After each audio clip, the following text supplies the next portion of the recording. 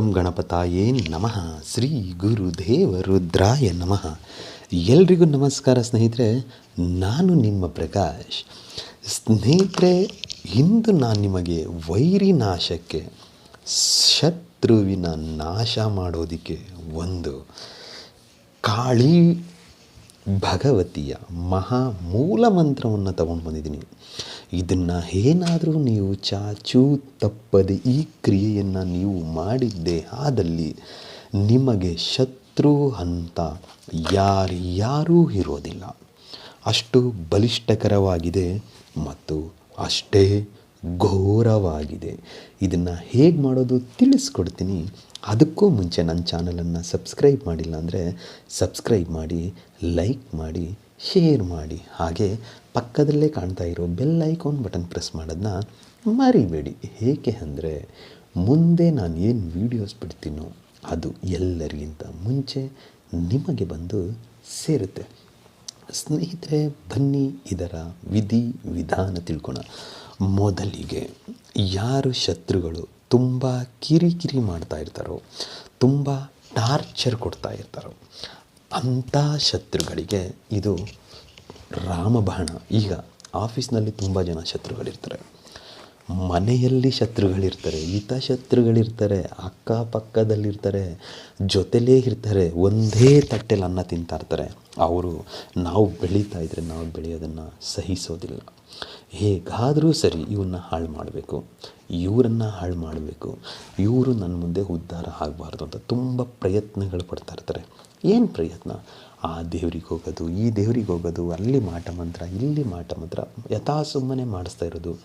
ನಿಂಬೆ ಹಣ್ಣುಗಳನ್ನ ತಂದು ಮನೆ ಬಾಗಿಲಿಗೆ ಹಾಕೊಡೋದು, ಇಲ್ಲವಾ ಮನೆಯಲ್ಲಿರೋರು ತಂದು ದೇವ್ರ ಮನೇಲಿಡೋದು, ಇಲ್ಲ ಜ್ಯೂಸ್ನಲ್ಲಿ ಹಾಕೊಡೋದು, ಹಿಂಗೆಲ್ಲ ಚಿತ್ರ ಹಿಂಸೆ ಕೊಡ್ತಾ ಇರ್ತಾರೆ. ಇದರಿಂದ ಯಾವುದೇ ಲೆಕ್ಕಾಚಾರ ಹಾಕ್ಕೊಂಡು ಯಾವುದೇ ಕೆಲಸ ಮಾಡಿದ್ರೂ ಕೈಗೂಡಲ್ಲ. ಆವಾಗವಾಗ ಹುಷಾರು ತಪ್ಪು ಬೀಳ್ತಾ ಇರ್ತೀರ. ಏನೋ ಮಾಡಬೇಕು ಅಂದ್ಕೊಳ್ತೀರಾ, ಮನಸ್ಸು ಒಲ್ಲ ಅನ್ನುತ್ತೆ, ಬೇಡ ಅನ್ನುತ್ತೆ. ಯಾಕೆ ಹೀಗೆಲ್ಲ ಆಗ್ತಾಯಿದೆ ಅಂತ ಎಲ್ಲೋ ಕೇಳ್ಕೊಂಡು ಬಂದ್ರೂ ನಿಮ್ಮಲ್ಲಿ ಮಾಟ ಮಂತ್ರ ಪ್ರಯೋಗ ಆಗಿದೆ, ಇಂಥವ್ರು ಮಾಡೋರೆ ಅಂಥವ್ರು ಮಾಡೋರೆ ಅಂತ ಹೇಳ್ತಾ ಇರ್ತಾರೆ ಹೊರತು ಅದರಿಂದ ಬಗೆಹರಿಸ್ಕೊಳಕ್ಕಾಗಲ್ಲ. ನಾವು ಏನು ಕಷ್ಟಪಟ್ಟಿದ್ದೀವೋ ಅವರು ಅದನ್ನೇ ಅನುಭವಿಸ್ಬೇಕು. ಅಥವಾ ನಮ್ಮ ಜೋಲಿಗೆ ಅವರು ಬರಬಾರ್ದು, ನಮ್ಮನ್ನ ಇಷ್ಟೆಲ್ಲ ಮಾಡೋರು ಅಂದರೆ ಅವರು ನಾಶ ಆಗಬೇಕು ಅಂತ ಶತಾಯ ಗತಾಯ ನೀವು ಪ್ರಯತ್ನ ಪಡ್ತಾ ಇರ್ತೀರ. ಆಗೋದಿಲ್ಲ. ಅದಕ್ಕೆ ಇಷ್ಟೇ ಸಿಂಪಲ್. ಒಂದು ತಾಮ್ರದ ತಗಡನ್ನು ತಗೊಂಡು ಬನ್ನಿ, ತಂದು ಶನಿವಾರದ ದಿನ ದಕ್ಷಿಣ ದಿಕ್ಕಿಗೆ ಮುಖ ಮಾಡಿ ಕುಳಿತುಕೊಂಡು ನಾನು ಡಿಸ್ಪ್ಲೇ ಮೇಲೆ ಏನು ಒಂದು ಯಂತ್ರವನ್ನು ಕೊಟ್ಟಿದ್ದೀನಿ ಆ ಯಂತ್ರವನ್ನು ಬರೆಯಿರಿ. ಬರೆದು ಆದ ಮೇಲೆ ಸ್ನೇಹಿತರೆ, ಈ ಕ್ರಿಯೆ ಮಾಡುವಾಗ, ಬರೆಯುವಾಗ ಮತ್ತು ಮಂತ್ರ ಪಠನೆ ಮಾಡುವಾಗ ಎಳ್ಳೆಣ್ಣೆ ದೀಪ ನಿಮ್ಮ ಮುಂದೆ ಉರಿತಾ ಇರಬೇಕು. ಎಲ್ಲಿ ತನಕ? ಮಂತ್ರ ಪಠನೆ ಮುಗಿಯೋ ತನಕ. ಮಂತ್ರ ಪಠನೆ ಮುಗಿದ ಮೇಲೆ, ಈ ಕ್ರಿಯೆಯೆಲ್ಲ ಆದ ಮೇಲೆ ಆ ಎಳ್ಳೆಣ್ಣೆ ದೀಪನ ತೆಗೆದುಕೊಂಡು ಹೋಗಿ ಹೊರಗಡೆ ಇಟ್ಟುಬಿಡಿ. ಸಾಕು, ಹೊರಗಡೆ ಇಟ್ಟುಬಿಟ್ರೆ ಅದು ಆಮೇಲೆ ಶಾಂತಿ ಆಗಿಬಿಡುತ್ತೆ. ಯಂತ್ರವನ್ನು ಬರೆದು ಆದ ಮೇಲೆ ಆ ಯಂತ್ರವನ್ನು ಫೋಲ್ಡ್ ಮಾಡಿ ನಿಮ್ಮ ಬಲಗೈಯಲ್ಲಿ ಹಿಡಿದುಕೊಂಡು ಇವಾಗ ಒಂದು ಮಂತ್ರ ಕೊಡ್ತೀನಿ. ಈ ಮಂತ್ರವನ್ನು ನೀವು 108 ಸಾರಿ ಪಠನೆ ಮಾಡಬೇಕು. ಅಮ್ಮುಕಿ ಅನ್ನುವ ಜಾಗದಲ್ಲಿ ಶತ್ರುವಿನ ಹೆಸರನ್ನು ಬರೆಯಬೇಕು. ಮತ್ತು ತಾಯತದಲ್ಲೂ ಕೂಡ, ಅಂದರೆ ಯಂತ್ರದಲ್ಲೂ ಕೂಡ ಅಲ್ಲಿ ಓಂ ಕಾಳಿ ಕರಾಳಿ ಅಂತ ಆದ ಮೇಲೆ ಕೆಳಗಡೆ ಶತ್ರುವಿನ ಹೆಸರು ಅಂತ ಬರೆದಿದ್ದೀನಿ. ಅಲ್ಲಿ ನಿಮ್ಮ ಶತ್ರುವಿನ ಹೆಸರನ್ನು ಬರೀಬೇಕು. ಬರೆದು ಮಂತ್ರ ಪಠನೆ ಮುಗಿದ ಮೇಲೆ ಆ ಯಂತ್ರವನ್ನು ತೆಗೆದುಕೊಂಡು ಹೋಗಿ ಆ ತಾಮ್ರದ ತಗಡನ್ನು ನಿಮ್ಮ ವೈರಿ, ನಿಮ್ಮ ಶತ್ರು ಎಲ್ಲಿ ಓಡಾಡ್ತಾರೋ ಆ ಜಾಗದಲ್ಲಿ, ಅಕ್ಕಪಕ್ಕದಲ್ಲಿ, ಅವರ ಮನೆಯ ಪಕ್ಕ ಎಲ್ಲಾದರೂ ಸರಿ ಮಣ್ಣಿನಲ್ಲಿ ಹೂಳಿ ಬಂದಿದ್ದೇ ಆದಲ್ಲಿ ನಿಮ್ಮ ಶತ್ರು ಸಂಪೂರ್ಣ ನಾಶ ಆಗೋದ್ರಲ್ಲಿ ಯಾವುದೇ ರೀತಿ ಸಂಶಯ ನಿಮಗೆ ಬೇಡ.